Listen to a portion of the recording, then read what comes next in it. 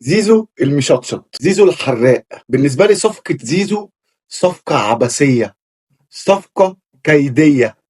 اه والله كيدية. تيجي هتقول لي طب ما امام عاشور ايه وبن شرقي ايه؟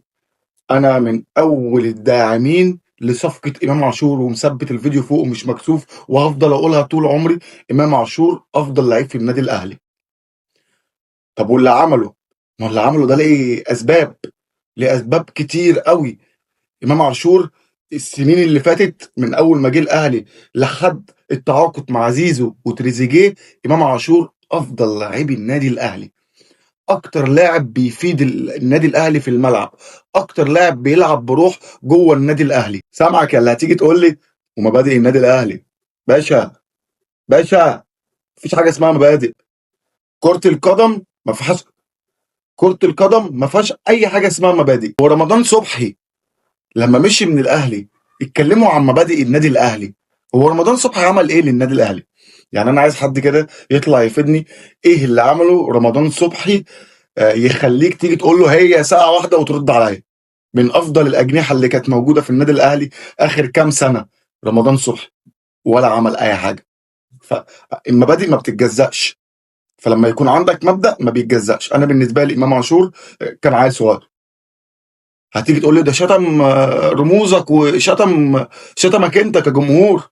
يا عم ده عيل صغير، ده احنا طول اليوم في الميديا عيال بشخه بتشتم وبتطلع عين اللي جابونا. فما تشغلش بالك انت. هو انت ليه خايف على مبادئ النادي الاهلي اكتر مني؟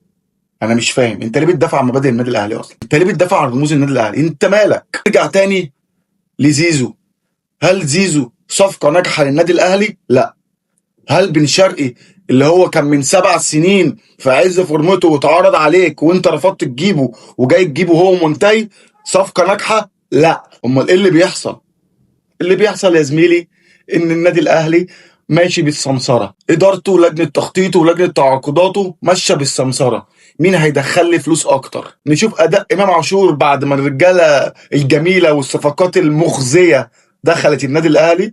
امام عاشور موظف، والله العظيم موظف حرفيا، ما فيهوش منه 1% افاده. بيبص، اه بيبص، بيبص. ده طبع في البني ادم. انا اشمعنى زيزو ياخد اكتر مني؟ اشمعنى تريزيجيه ياخد اكتر مني؟ انا اللي شايل الفريق، فعلا هو اللي شايل الفريق. ودي حاجه برضك تخلينا نعتب عليه. يعني اوعى تفتكر انا بدافع عن امام عاشور، لا. انا بقول باب النادي الاهلي كبير قوي، اللي مش عاجبه مع السلامه، اللي مش عاجبه مع السلامه. واداريا الاداره في تخبط من فتره كبيره قوي. انا كان في ناس بتدخل تقول لي من اول ما كنت بهاجم الاداره بتاعت كابتن محمود الخطيب في فترته الاولى، كانت ناس بتخش تيجي تقول لي على الخاص كده يا راعي، يا راعي الاهلي بيتحارب، يا راعي ما تتكلمش على الاداره، يا راعي يا راعي دول عايزين مش يوقعونا يا. حاضر اهو، طبطبنا، حاضر اهو. فبالنسبه لي الاداره لما لقت صفقه امام عملت شو وعملت شغل وعملت الحراق وايه الكلام الجميل ده، فبنجيب لهم زيزو.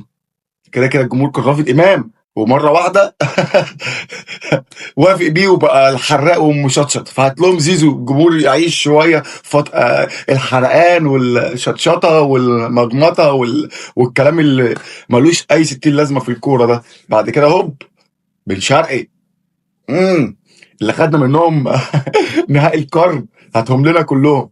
1% من حظ الزمالك، ها او الزمالك كله جه هنا عندنا. يا لا ابيض يا جماعه.